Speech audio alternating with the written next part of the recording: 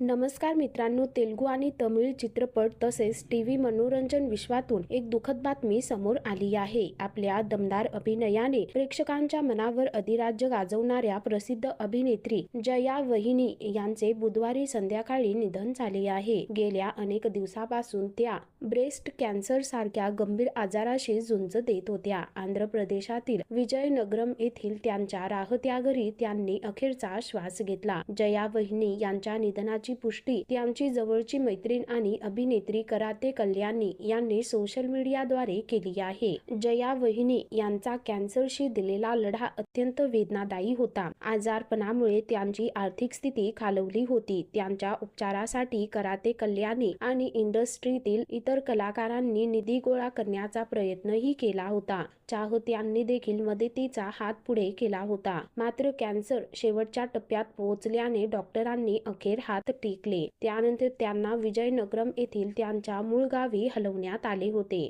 मात्र प्रकृती खालवल्याने त्यांनी अखेरचा श्वास घेतला। त्यांच्या निधनानंतर मनोरंजन विश्वामध्ये एकच खळबळ उडाली आहे।